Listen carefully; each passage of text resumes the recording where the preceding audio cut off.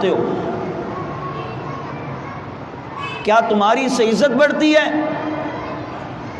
تمہارا وقار بڑھتا ہے؟ بلکہ اتنے بے بھروسہ بندہ ہو جاتا ہے کہ سگی بہنیں بھی اپنے گھر میں نہیں چھوڑتی، پھر سگی بھانجیاں بھتیجیاں بھی کہتی ہیں چچا جب ہمارا گھر میں کوئی ہو تو پھر آنا، کیونکہ انہیں تمہاری اوقات کا پتہ چل جاتا ہے کہ تم اندر سے کتنے گندے لوگ ہو۔ اور جب عورت بدکاری پر اترتی ہے تو ہر عورت سگی بہن بھی اپنے خاوند سے کہتی ہے خبردار میری بہن کے گھر میں مت جانا۔ اپنے کردار کو سنوارنا چاہیے، اپنے اعمال کو سنوارنا چاہیے۔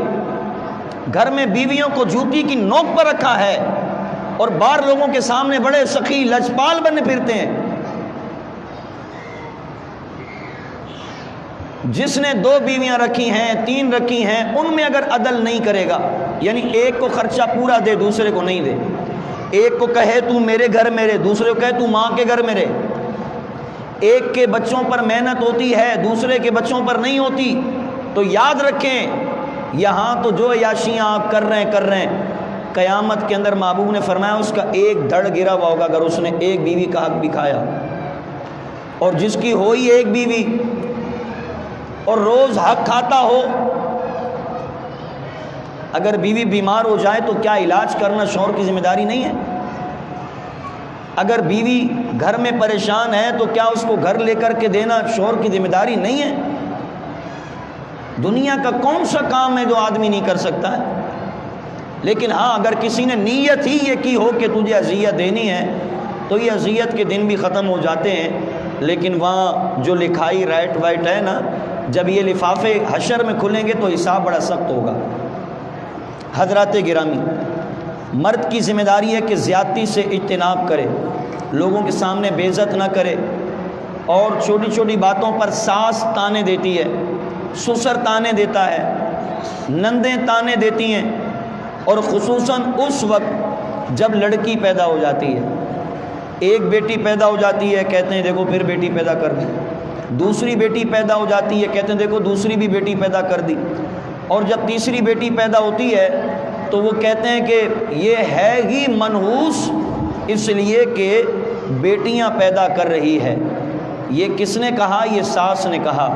تو اس ساس سے بھی میں پوچھنا چاہتا ہوں آپ کی ماں کے بارے میں آپ کا کیا خیال ہے، کیونکہ اس نے بھی آپ کو پیدا کیا، آپ بھی بیٹی تھی۔ ہاں، اور ایک مفتی صاحب نے بڑا اچھا کہا وہ جو خاوند چڑھتے ہیں نا کہ بیٹیاں 3 ہو گئیں اور چوتھی مرتبہ بیوی سے کہتے ہیں کہ اگر اب چوتھی بھی بیٹی ہوئی تو میں تجھے طلاقیں دے دوں گا، مفتی صاحب کہتے ہیں ایسے کرو اسی مرد کو الٹا لٹاؤ، اس کی کنپٹی پر بندوق رکھو اور اسے کہو اگر تیری بیوی نے چوتھی بیٹی پیدا کی تو تجھے فائر کر دیں گے، تو روکے کہے گا بھائی اس میں میرا کیا قصور ہے، یہ تو اللہ کی دین ہے۔ تو پھر اس کو سمجھاؤ، کہا جس طرح تیری جان پر بات آتی ہے نا تو یہ اللہ کی دین ہے، اسی طرح وہ عورت بھی جو پیدا کر رہی ہے اس میں اس کا اختیار نہیں، اللہ کی دین ہے۔ عورت کے پاس کوئی بٹن نہیں ہے، ایک لڑکے والا اور ایک لڑکی والا، بار بار وہ لڑکی کا ہی بٹن دباتی ہے، یہ دین اللہ کی ہے۔ کسی کو 20-20 سال گزر گئے وہ بیٹیاں مانگتے ہیں، بیٹیاں بھی نہیں مل رہی، اور کسی کو اللہ بن مانگے بیٹے دے رہا ہے، اور کسی کو دعاؤں سے بھی بیٹے نہیں مل رہے، اور کسی کو اللہ بیٹیاں دے رہا ہے۔ لیکن دیکھیں یہ بڑی عجیب بات ہے، جنہوں نے بیٹے پیدا کیے ٹھیک ہے یہ بھی اللہ کی نعمت ہے، ہم نے انہیں سروں پر بٹھا لیا، مگر جنہوں نے بیٹیاں پیدا کی ہیں ذرا ٹھنڈے دماغ سے سوچیں، جب ساس یا سسر یہ کہتے ہیں کہ ہماری فلاں بہو تو منحوس ہے، اس کا قدم ہی بھاری ہے، جب سے شادی کر کے لائے ہیں ہمارے بیٹے کا کام بند ہو گیا ہے، میں پوچھنا چاہتا ہوں اس ایک بچی کے آنے سے، بہو کے آنے سے اس کا قدم اتنا منحوس رہا کہ آپ کے بیٹے کا کام چلا گیا، آپ اتنے بابرکت لوگ جو گھر میں رہتے تھے آپ کی برکت کہاں گئی؟ وہ ایک منحوس وہی تھی، بس آپ کی برکتیں کہاں گئیں؟ بیٹیاں اللہ کی رحمت ہیں، بیٹے نعمت ہیں۔ ہم بیٹوں پر کیوں خوش ہوتے ہیں؟ اس لیے ہوتے ہیں کہ ہمارا سہارا ہے۔ ایسا ہی ہے، میں غلط تو نہیں بول رہا، یہی نا بھائی، بڑھاپے میں ہمارے ہاسپٹل میں لے کے آئے گا، مر جائیں گے تو خاندان دے گا، عورتیں تو یہ کام نہیں کر سکتی ہیں۔ ہماری نظر ہے ظاہر پر، کہ ظاہری دنیا کے اندر ہمیں جو سہارا مل رکھا گئے وہ بیٹے کی وجہ سے، اس لیے لوگ بیٹے مانگتے ہیں، اور اگر کوئی بیٹیاں پیدا کرے تو طلاق تک بھی باتیں چلے جاتی ہیں۔ بیٹیوں کے بارے میں محبوب کریم نے فرمایا جس کی اللہ نے 3 بیٹیاں جس کو عطا کی اور اس نے تینوں کی خدمت کی، پرورش کی، جوان کیا، نکاح کیا، اپنے گھروں میں روانہ کر دیا، حضور علیہ السلام نے فرمایا وہ باپ جس نے بیٹیوں کر کے نکاح کر کے اپنے گھروں میں روانہ کیا ہے، فرمایا وہ میرے ساتھ ایسے جنت میں ہوں گے۔ جب بھی گھر میں اس معاملے میں تنازع ہو، آپ کی ذمہ داری ہے کہ آپ انہیں بتائیں کہ لڑکے کے ہونے پر دنیا کا سکون آتا ہے اور لڑکیوں کے ملنے پر جنت کا وہ سکون ہے کہ پڑوس اللہ کے رسول کا مل رہا ہے۔ تو ہماری نظر ظاہر پر ہے لیکن باطن پر نہیں۔ اب نتیجہ یہ نکلے گا، اگر اللہ بیٹا دے تو بھی خوش رہیں کہ دنیا کے اندر ایک سہارا ہو گیا۔ سہارا تو اللہ کا ہے۔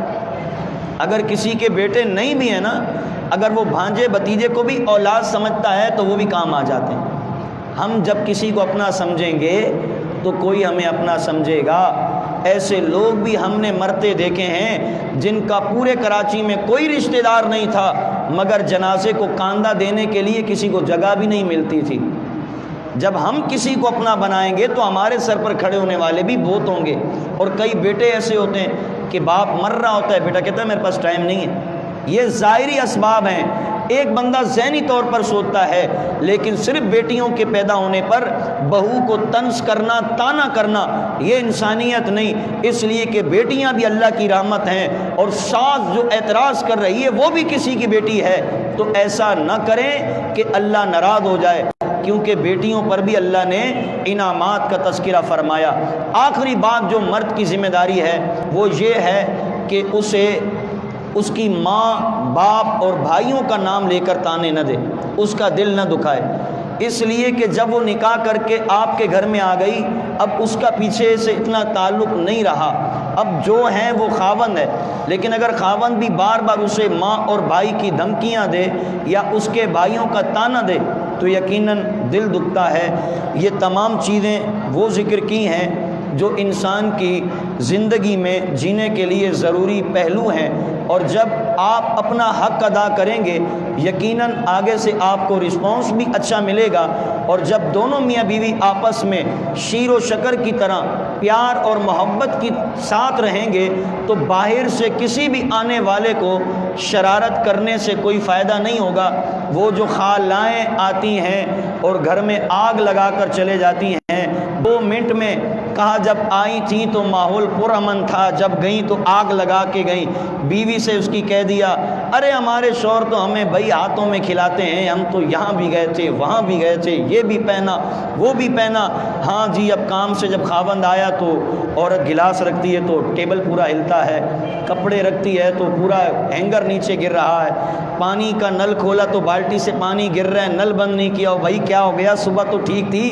پھر پتہ چلتا ہے کہ وہ مہربان قدردان جو خالائیں آئی تھیں وہ آگ انہی کی لگائی ہوئی ہے جو ابھی تک بھڑک رہی ہے۔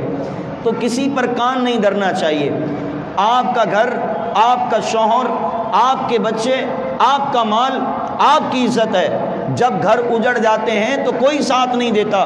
گھر اجڑنے سے پہلے ہر بندہ کہتا ہے ہم تمہارا ساتھ دیں گے، تم دوسرا نکاح کر لینا، تمہارے بچوں کی پرورش ہم کریں گے، کرایہ ہم دیں گے۔